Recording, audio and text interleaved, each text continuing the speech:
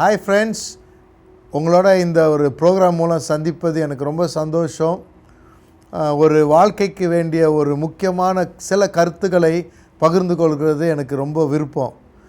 பைபிளில் பேதுருடைய வாழ்க்கையில் அவர் செய்கிற காரியங்கள்லாம் பார்க்க போல் நிறைய தடவை அவர் ரொம்ப துரு அந்த ஆள் திடீர்னு இனத்தை செய்யன்னு தெரியாமல் கத்தி எடுத்து ஆளுங்க காதெல்லாம் வெட்டிடுவான்.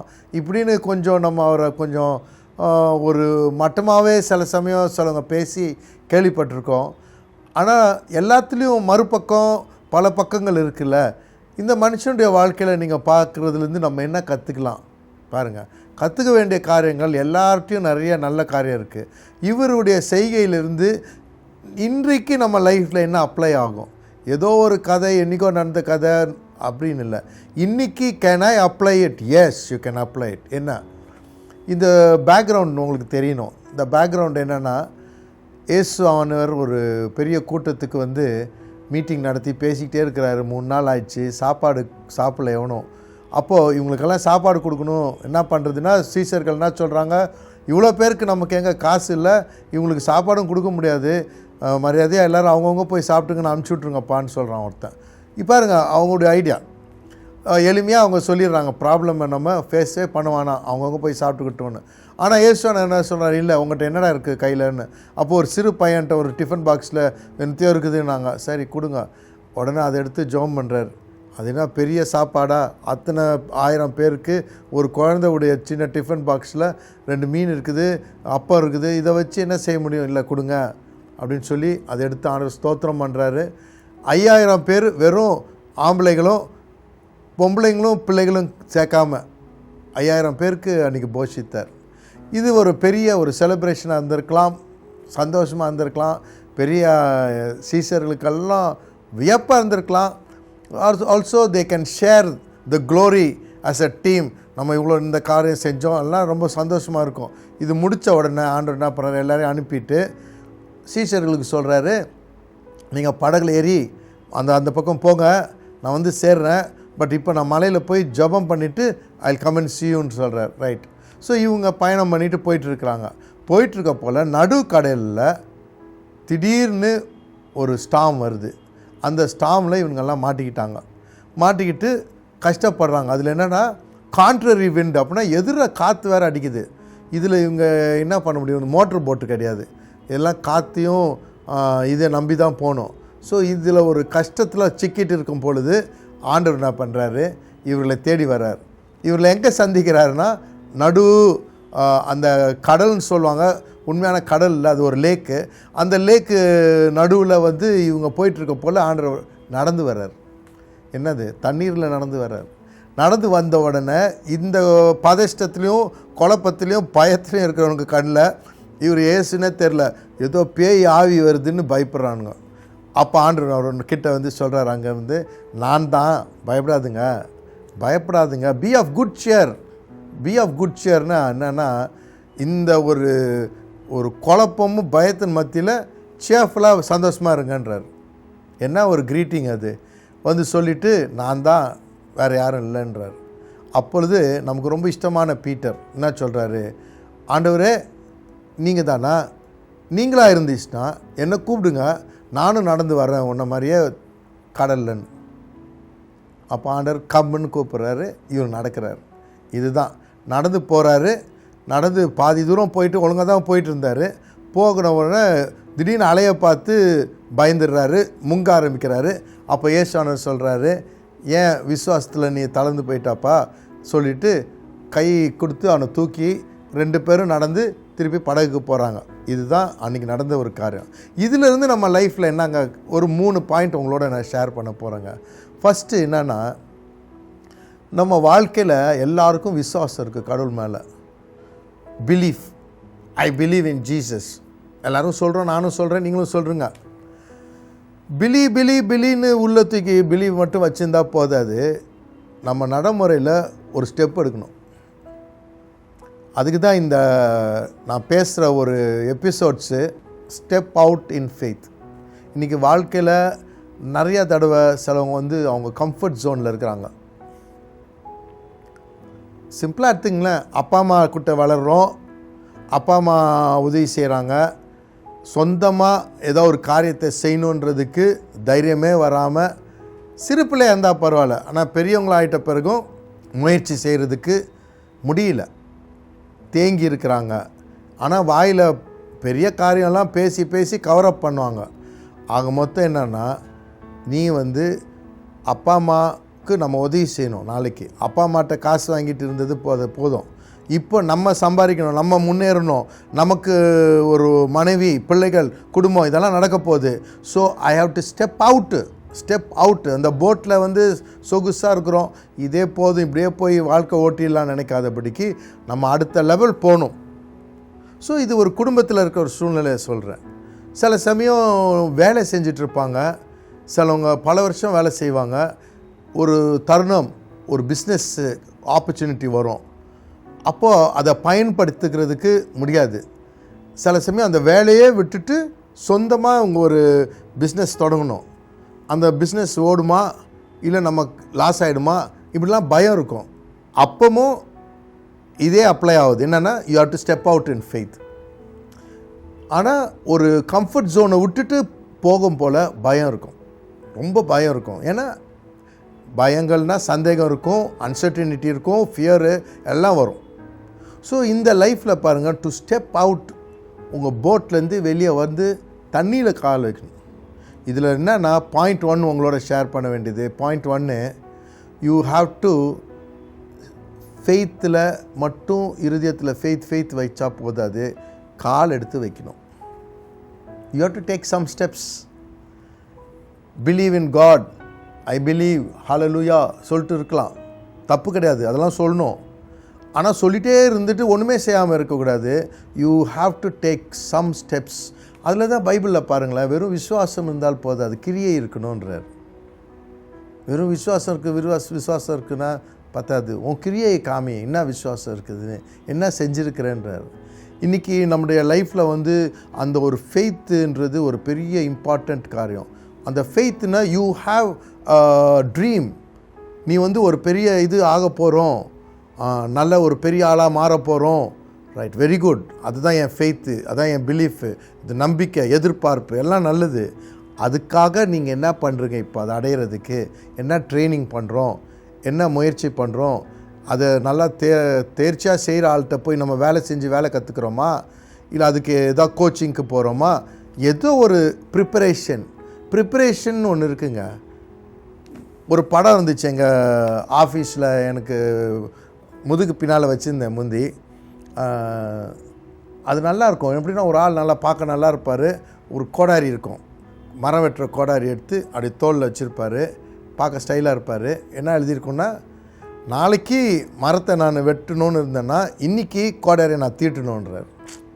எடி நாளைக்கு நான் அச்சீவ் பண்ண போகிற கோல் என்னென்னு, மரத்தை வெட்ட போகிறோமா, இப்போ இன்றைக்கி என்ன பண்ண போகிறோம், நாளைக்கு பார்த்துக்கலான்னு இல்லை, இன்றைக்கி நீ தீட்டினா தான் வேலை ஈஸியாக அச்சீவ் பண்ண முடியும். ஸோ இன்றைக்கி what is our preparation and what are the steps you are டேக்கிங்கிறது யோசித்தா, லைஃபுக்கு ஒரு ஸ்டூடெண்ட் மட்டும் இல்லை, ஒரு பிஸ்னஸ் மேனாக இருந்தால் கூட, யாராக இருந்தாலும், there is a very important thing. என்னென்னா, ஃபெய்த்துன்னு சொல்லிட்டு இருந்தால் முடியாது. ஆனால் ஃபெய்த்தோடு சேர்த்து ஆக்ஷன், அதில் தான் நம்ம பீட்டரு சூப்பர். சில சமயம் அந்த ஆக்ஷன் சொல்ல போல் ஆங்கிலத்தில் ஒரு வார்த்தை இம்பெச்சுவஸ்ன்னு சொல்லுவாங்க. இம்பெச்சுவஸ்னால் தட்டார் புட்டார்னு யோசிக்காம தான் ஒன்று செஞ்சிட்றான்னு அவரை சொல்லுவாங்க. அது என்னவோ ஒன்று அட்லீஸ்ட் அவன் செய்கிறான்ல, செய்யாமல் போட்லேயே தூங்குறதோட காட்டிலும் அவன் வாழ்க்கையில் அச்சீவ் பண்ணார். அவர் போய் தடுமாறி வாழ்க்கையிலான தண்ணீரில் இயேசுவோடு நடந்தார்னா ஒருத்தர் இவர், அவர் வாழ்க்கையில் ஒரு பெரிய ஒரு அச்சீவ்மெண்ட்டு. இன்றைக்கி உங்கள் வாழ்க்கையில் கூட நம்ம we must be ready to take steps. பயப்படாதுங்க, ready to take steps and leave your comfort zone. அதான் ஒரு வார்த்தை, ஒரு கைண்ட் ஆஃப் அ ப்ராவர்ப் மாதிரி. என்னென்னா, நீ ஒரு புது இடத்தையும் புது ஊரையோ புது நிலத்தையோ புது தேசத்தையோ கண்டுபிடிக்கணும்னு ஆசைப்பட்டால், you must be ready to leave the shore. பாருங்கள், கடல் கரையில் இருக்கிற வரைக்கும் நம்ம ஜாலியாக இருக்கலாம், காலெல்லாம் போய் அலையில் வைக்கலாம், விளையாடலாம், அங்கே மண்ணெல்லாம் அள்ளி வச்சு எதத்தை கட்டலாம், அதெல்லாம் நல்லா தான் இருக்கும். ஆனால் if you want to go and find new grounds அப்படின்னு போகிறோன்னா நம்ம இந்த ஷோரை விட்டு நடுவில் கடந்து நம்ம போனால் தான் அங்கே ஏதோ ஒரு தேசத்தை கண்டுபிடிச்சவங்களாம் அந்த கதை தான். பாருங்கள், புது தேசத்தை கண்டுபிடிச்சாங்களே போய் எவ்வளோ பேர் இருக்காங்க. நல்ல நல்ல ஆட்கள்லாம் அந்த காலத்தில் போய் வாஸ்கோ ட காமான்னு ஒருத்தர் இருந்தார். அதுக்கப்புறம் இன்னொருத்தர் இருந்தார். அமெரிக்காவை கண்டுபிடிச்சது யார்? Christopher Columbus. அவர்லாம் அந்த காலத்தில் வந்து என்னத்தை போய் கண்டுபிடிக்க போகிறோன்னு எதையோ கண்டுபிடிக்கிறேன்னு நினச்சிட்டு தான் போனாங்க. வேறு ஏதோ கண்டுபிடிச்சாங்க, அட்லீஸ்ட் சம்திங்கை கண்டுபிடிச்சாங்க. ஆனால் அவங்க வந்து அவங்களுடைய குடும்பம், அவங்களுடைய கண்ட்ரி, சேஃபான கிரவுண்டெல்லாம் விட்டுட்டு போய் ஆல்மோஸ்ட் காணாமல் போன மாதிரி போயிட்டு கண்டுபிடிச்சாங்க. இன்றைக்கும் நம்ம லைஃப்பில் அந்த ஸ்டெப் ஆஃப் ஃபெய்த் எடுக்க போல் எங்கே அன்னோன் சரி போகலாம் அப்படின்ற ஒரு ஸ்டெப் எடுக்கும் பொழுது தான் காரியங்கள் நடக்கும். ஸோ பாயிண்ட் நம்பர் 2 என்ன சொல்ல வரேன்னா, வாழ்க்கையில் அன்சர்டனிட்டி, ஃபியர் இருக்கும். ஆனால் ஃபியரு இருந்தால் கூட தைரியமாக கால் எடுத்து வைக்கணும். கால் எடுத்து எங்கே வைக்கணும்? In spite of, despite the situation. என்ன சிச்சுவேஷன்? ஸ்டாமு. பேதுரு நடந்த நேரம் என்ன நடக்கும்? ரொம்ப ஜாலியாக அமைதியான நேரத்தில் நடந்தார். கொந்தளிக்குது புயல், அப்போ இவர் நடக்கிறார். அப்போ அவருக்கு கண்டிப்பாகவே தைரியம் கரேஜ்னா it's not in the absence of storm, in the midst despite storm அவர் நடந்தார். சார், உங்களுக்கும் எனக்கும் எல்லாமே ஸ்மூத்தாக இருக்கும்னு நினைக்க முடியாது. பிரச்சனைகள் வரும், எதிர்ப்புகள் வரும், நம்ம நினச்சா மாதிரி நடக்காமல் இருக்கும். ஆனாலும் எல்லாம் சரியாயிடும்ன்ற ஒரு தன்னம்பிக்கை, எல்லாமே கரெக்டாக வரணும்னு ஒரு நம்பிக்கை இல்லாட்டா பயந்துகிட்டே இருப்பாங்க. மழையை பார்த்துட்டு காற்றை பார்த்துட்டு இருக்கிறவன் ஒரு நாளும் விதைக்க மாட்டான்னு பைபிள் சொல்லுகிறது. இதே ஒரு சாக்கு சொல்லிட்டு தூங்கிட்டு தான் இருப்பான். அது மழை பெஞ்சாலும் காற்று அடித்தாலும் நம்ம கால் எடுத்து வைப்போம், காற்று நின்று போயிடும், மழையும் நின்று போயிடும், எல்லாம் சரியாயிடும் அப்படின்ற ஒரு பாசிட்டிவ் மைண்ட் செட் இருந்தால் தான் மலையில் நனைஞ்சிட்டு போயிட்டு கொஞ்சம் தூரத்தில் மழையும் நின்றுடும். பாருங்கள். ஸோ இந்த மனுஷனுடைய வாழ்க்கையில் அவருக்கு நடந்தது எப்போன்னா, அவருடைய ஃபியர் கரேஜ் பற்றி பேச போல், despite the situation, storm, he had the courage to walk. எதிர்மாறியான சூழ்நிலையில் இருக்கும், ஆனாலும் நாம் அது நின்று போயிடும், அதெல்லாம் சரியாயிடும் அப்படின்ற ஒரு விசுவாச ஃபெய்த்து அதோடு நம்ம போகும் பொழுது even your universe will cooperate. பாருங்கள், அதெல்லாம் ரொம்ப இம்பார்ட்டண்ட்டு. எல்லாமே நமக்கு ஒத்துழைக்கிற ஒரு சூழ்நிலைகள் வரும். ஸோ நான் சொன்ன மாதிரி வெறும் விசுவாசம் சொல்லிட்டு போட்டுக்குள்ளே உட்காந்துக்கிறது வேண்டாம். நம்ம என்ன பண்ணணும்? ஸ்டெப் எடுக்கணும்.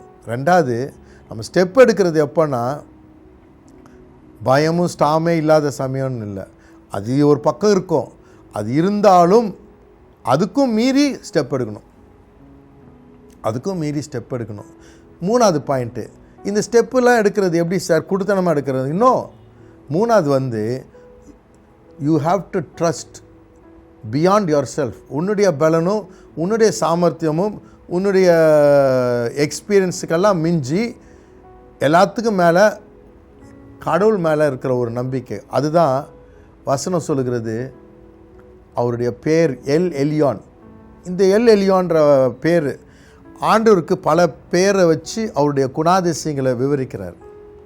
அப்போது எல் எலியான் சொல்ல போல் அவர் வந்து என்னென்னா, is the most high God, எல்லாத்துக்கும் மிஞ்சி உன்னதமான தேவன். அவர் வந்து வானத்துக்கும் பூமி, பரலோகத்துக்கும் பூமிக்கும் சொந்தக்காரர். Is the possessor of heaven and earth. அது மட்டும் இல்லை, அவருக்கு என்னெல்லாம் பலன் இருக்குதுன்னா, ஏதோ ஒரு காரியத்தை எந்த நடந்தாலும் அதை மீறி செய்ய முடியும். பாருங்கள், அது ஆங்கிலத்தில் he can override, ultimatum அவர் தான் ஃபைனலு. இன்றைக்கி இப்படி இருக்குது, நாளைக்கு அது எல்லாத்தையும் மாற்றுற வல்லமை அவருக்கு இருக்குது. எல்லாம் இப்படி இருக்குது, ஆனால் நாளைக்கு எல்லாத்தையும் மாற்றுற வல்லமை அவர்கிட்ட இருக்குது. அதான் ஓவர் ரூல் பண்ண முடியும். இப்படிப்பட்ட ஒரு யோசனை இருக்கா?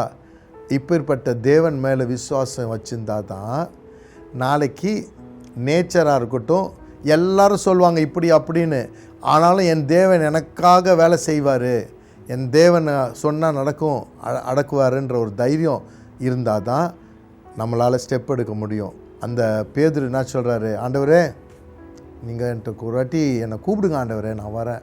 ரொம்ப தெளிவாக இருக்கார். அவர் அவரை போய் இம்பெச்சஸ் பர்சன் சொல்லவே முடியாது. அந்த சூழ்நிலை எந்த இம்பெச்சஸ் மேன் அவன் வந்து சொல்கிறான், நான் வரேன் ஆனால் நீங்கள் கூப்பிடுங்க. எவ்வளோ உஷாராகிறாரு.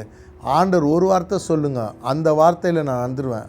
நீங்கள் கூப்பிட்டுங்கன்னா, நீங்கள் டைரக்ட் பண்ணுங்கன்னா, நீங்கள் கைடன்ஸ் கொடுத்தீங்கன்னா என் வாழ்க்கை சக்ஸஸ்ன்னு தெளிவாக இருந்துட்டு அவர் கேட்குறாரு, அவர் நடக்கிறாரு. இன்றைக்கி நம்மளை லைஃப்பில் பாருங்கள், எல்லாமே ரெடி ஆகிட்ட பிறகு நம்ம போய் நம்ம நடந்துருவோம்னு நினைக்கக்கூடாது. இதுதான் நிறையா தடவை நம்ம நினைக்கிறோம், நானும் நினச்சிருக்கிறேன். அதுதான் கம்ஃபர்ட்டுங்க.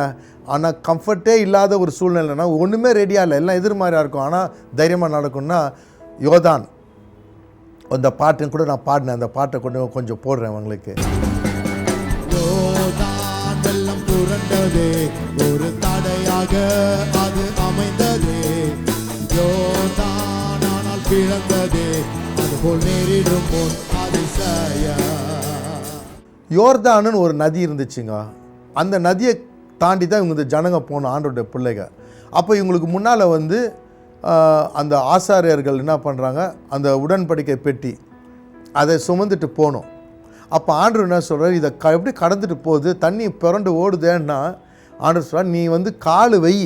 நீ கால் போய் தண்ணியில் வச்ச உடனே தான் அது அப்படின்னு பிரிஞ்சு நிற்குமா. பிரிஞ்ச பிறகு நடக்கிறது யார் வேணாலும் நடந்துடலாம். ஆனால் அது ஓடிட்டு இருக்க போல் அது நின்றுடும் அப்படின்னு நினச்சி கால் வைக்கிறதுக்கும் அது நிற்கிறதுக்கும் கரெக்டாக இருக்கும். அப்போ நடந்து போவாங்க. இதில் என்னங்க பாடம்னா, நம்ம லைஃப்பில் எல்லாமே அப்படி ஆயிட்ட பிறகு நம்ம கால் வச்ச பிறகு யார் வேணாலும் நடக்கலாம். ஆனால் நான் கால் வைப்பேன், காரியம் பிரியும், எனக்கு சாதகமாக மாறும். இந்த நம்பிக்கை ஆண்டவர் கூட இருக்கிறனால தான் நமக்கு வரும். இன்றைக்கி உங்கள் வாழ்க்கையில் கூட அந்த எலியோன அவரோட பேரை சொல்கிறாருல, ஐ ஆம் த ஓனர்ப்பா, I am the possessor of heaven and earth. நான் வந்து உன்னுடைய டீமு, நான் ஒரு டீம் ஆகிட்டோன்னா நம்ம டீம் எப்போவுமே வின்னிங் டீம் தான். இன்றைக்கி உங்கள் வாழ்க்கையில் நீங்கள் தனிமையாக நினைக்காதீங்க. அன்றைக்கி வந்து இயேசு சாமி அங்கே நடந்து வரலன்னா அந்த பேதர் கீழே விழுந்திருக்கோம். ஆனால் ஆண்டவர், நீங்கள் உங்கள் விசுவாசம் வீக்காக இருந்தால் கூட, அதுதான் பியூட்டி. நம்முடைய விசுவாசம் கொஞ்சம் அப்படி இப்படி டான்ஸ் ஆடினா கூட உன்னை கைவிட மாட்டார், உன்னை தூக்கி என்கரேஜ் பண்ணுறார். அதுதான் அந்த வார்த்தை ஆங்கிலத்தில் சொல்கிறார். இவங்க கஷ்டப்பட்டு இருக்க போல வந்து சொல்கிறார், சியர் அப் பண்ணுறார். சியர் அப்னா பாருங்களேன், உங்கள் விசுவாசம் இப்படி இருக்குதேடா முட்டாள்களேன்னு சொல்லி திட்டல. He says cheer up, encourage பண்ணுறாரு. பரவாயில்ல, இன்றைக்கி உங்களும் என்னாலும் குற்றம் சாட்டுறதுக்கு ஆண்டவர் வரல. சியர் அப், நான் இருக்கிறேன் உங்க கூட. இன்றைக்கி உங்கள் வாழ்க்கையில் பயத்தில் இருக்கிறீங்களா? எதை குறித்து பயப்படுறீங்க? இந்த வீடை கட்ட முடியுமா? இந்த கடனை அடைக்க முடியுமா? என் பிள்ளையை கரையேற்ற முடியுமா? இதெல்லாம் குழப்பங்கள் வித்தியாசமாக இருக்கும். இவர் 3 சொன்ன 30 சொல்லலாம். அப்படியா ஜனங்களுக்கு வித்தியாசமான பிஸ்னஸ்லலாம் இருக்கும். ஆனால் ஆண்டவரை நம்பும் பொழுது அவர் தான் எனக்கு யாருமே இல்லை, எஸ் சாமி நீர் தான் எனக்கு யாருமே இல்லை, நீர் எல்லாத்துக்கும் அதிகாரி, எல்லாமே உமக்கு சொந்தம் இருக்குது, நீர் கட்டளையிட்டால் எல்லாம் ஆகும், நீ என் பக்கத்தில் இருக்க போல் எனக்காக யாவையும் செய்வேன். இந்த ஒரு வார்த்தை சொல்லுங்கள், கர்த்தர் எனக்காக யாவையும் செய்து முடிப்பார். கர்த்தர் எனக்காக யாவையும் செய்து முடிப்பார். இந்த மாதிரி ஒரு வசனத்தை திருப்பி திருப்பி சொல்லிகிட்டே இருங்க ஆறுதலாக. கர்த்தர் எனக்காக யாவையும் செய்து முடிப்பார். இதே தேவன், நான் சொல்கிற தேவன் என் வாழ்க்கையில் இந்த ஸ்டேட்மெண்ட்டுக்கு சாட்சி சொல்லுன்னா பல காரியங்கள் சொல்வேன். நடந்தது என் அத்தனை வருஷத்தில் நடந்த ஒவ்வொரு சந்தர்ப்பத்திலையும் கஷ்டத்துலேயும் கைவிடப்பட்ட சூழ்நிலை மாதிரி தான் இருந்துச்சு. ஆனால் கைவிடல. ஆண்டவர் வந்து எப்போவுமே அற்புதத்தை தான் செஞ்சு காப்பாற்றிருக்கிறாரு. உங்களுடைய வாழ்க்கையிலும் சோர்ந்து போகாதுங்க. இந்த பைபிளில் இதை வாசிங்க, இதுலேருந்து தைரியத்தை பெற்றுக்கொள்ளுங்க. என்னென்னா ஆண்டவர் சொல்ல, நான் உன்னை கைவிட மாட்டேன், நான் உன்னை மறக்க மாட்டேன், நீ என்னால் நீ மறக்கப்படுவதில்லை. ஸோ நம்ம ஆபத்துலேயும் பயத்துலேயும் அவரை நோக்கி கூப்பிடணும். ஒரே ஒரு நாமம் தான் சொல்கிறாரு, நீ கூப்பிட்டா நான் உனக்கு மறு உத்தரவு அளிப்பேன்னு. வேறு எந்த நாமமும் கிடையாது. இன்றைக்கி அவர் ஜீவனுள்ள தேவனாக இருக்கார் ஐயா. இன்னும் உங்களை நேசிக்கிறாரு. உன்னுடைய பலவீனத்தில் உன்னை குற்றம் சொல்லாதபடிக்கு நான் வரேன், சேர் அப், தைரியமாக இரு, நான் இருக்கிறேன், நான் இருக்க போல் உனக்கு என்னன்னு சொல்கிற தேவன் அவர் ஒருத்தர் தான். இவர் உன்னை நேசிக்கிறார். உன்னை அதிகமாக நேசிக்கிறது மட்டும் இல்லை, அவருக்கு நீ தேவை. I tell you, Christ Jesus wants you. He wants you. He wants to use you. உங்களை ஆண்டவர் சொல்கிறார், நீ எனக்கு தேவை மகனே. அந்த பேதுரு வச்சு என்ன பெரிய காரியம் செய்தார்? உன்னை வைத்தும் உன்னுடைய தாளந்துகள் எல்லாத்தையும் வைத்து பலருக்கு ஆசீர்வாதமாக மட்டும் இல்லை, நீயும் ஆசீர்வாதமாக இருக்கிறதுக்கு ஆண்டவர் வல்லவராக இருக்கார். ஸோ இந்த சூழ்நிலையில் அவரை நோக்கி சொல்லுங்கள், ஆண்டவரே நீர் தான் எனக்கு, வேறு யாரும் இல்லை, என்னை நோக்கி கூப்பிடுன்னு. அந்த பேதுரு முங்குற போல் ஆண்டவரே எனக்கு கூப்பிட்டான், நீங்களும் கூப்பிடுங்க. இருக்கிற இடத்துல ஆண்டவர் கண்டிப்பாக உங்களுடைய சத்தத்தை கேட்டு உங்கள் இறுதிய துடிப்பை பார்த்து உதவி செய்கிற தேவனாக இருக்கிறார். நான் உங்களுக்கு ஒரு சின்ன ஜெபம் பண்ணட்டும். அப்பா, இந்த ப்ரோக்ராமை பார்த்து கொண்டிருக்க ஒவ்வொரு நண்பர்களுக்காக ஜெபிக்கிறோம். எங்களுடைய சூழ்நிலை எங்களுக்கு தெரியும், ஆனால் அதுக்கு காட்டிலும் உங்களுக்கு தெரியும். நீங்கள் யாரையும் மட்டமாக யோசிக்காதபடி புறம்பே தள்ளாத தேவன், உம்மை நோக்கி நான் உங்களுக்காக ஜெபிக்கிறோம். அப்பா, பார்த்துக்கிற அம்மா, ஐயா, பிள்ளைகள் ஒவ்வொருத்தருடைய வாழ்க்கையிலுக்கு சவாலான சூழ்நிலை தைரியப்படுத்துங்க. அவங்க வாழ்க்கையில் நானும் பெரிய காரியம் செய்ய முடியும், என் தேவன் எனக்கு உதவி செய்கிற தேவனாக இருக்கிறார். என்னை மட்டுப்படுத்துகிற தேவன் அல்ல, என்னை கட்டி எழுப்புகிற தேவனாக இருக்கார். எனக்கு ஒளி வீசி நானும் பிரகாசமாக வாழ வைக்கிற தேவனாக இருக்கார். இயேசுவே உம்மை நோக்கி கூப்பிடுறோம், எங்களுக்கு யாரும் இல்லை. இயேசு ராஜாவே எங்கள் வாழ்க்கையை வந்து ஆண்டு கொண்டு எங்களை கரம் பிடித்து நடத்தி எல்லா புயலின் மத்தியிலும் சவாலாக வாழ்ந்து காட்ட உதவி செய்யுங்க. உம்மை நம்பினோர் ஒருபோதும் வெட்கப்பட்டதில்லை. நன்றி இயேசு சுவாமி. இயேசு மூலம் கேட்கிறோம் பிதாவே, ஆமென். God bless you.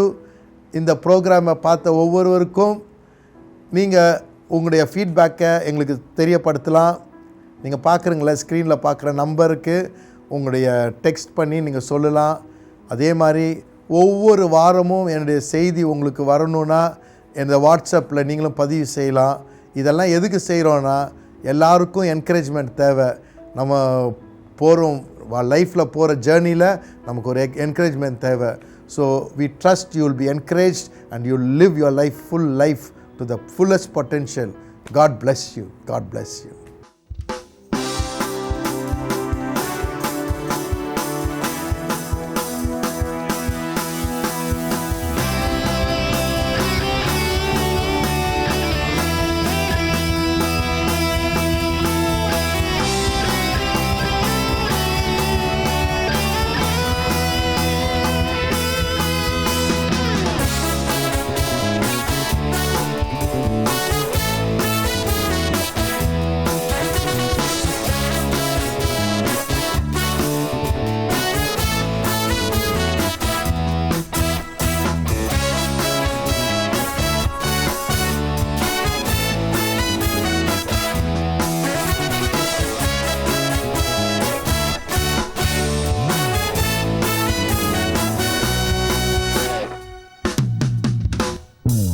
எப்பக்கத்திலும் ஒன்றும் என் பின்பும் என்றும் தாங்கிடும் தேவன் எனக்குண்டு. இஸ்ரவேலை காக்கும் நல் தேவன், உறங்குவதில்லையே தூங்குவதில்லை. என் தேவன் என்னை காத்து நடத்துவார். என் தேவன் என்றும் ஆளுகை செய்வார். எப்பக்கத்திலும் முன்பும் என் பின்பும் என்றும் தாங்கிடும் தேவன் எனக்குண்டு. இஸ்ரவேலை காக்கும் நல் தேவன், உறங்குவதில்லையே தூங்குவதில்லை. என் தேவன் என்னை காத்து நடத்துவார். என் தேவன் என்றும் ஆளுகை செய்வார்.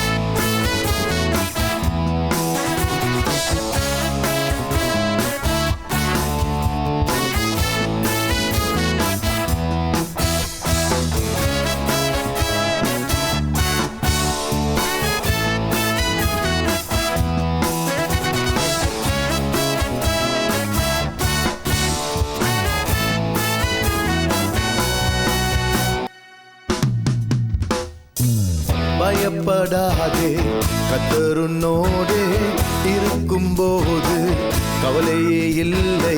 உள்ளங்கரத்தில் உன்னை வரைந்து கண்ணை பதித்து காக்கும் நல் தேவன் என் தேவன்.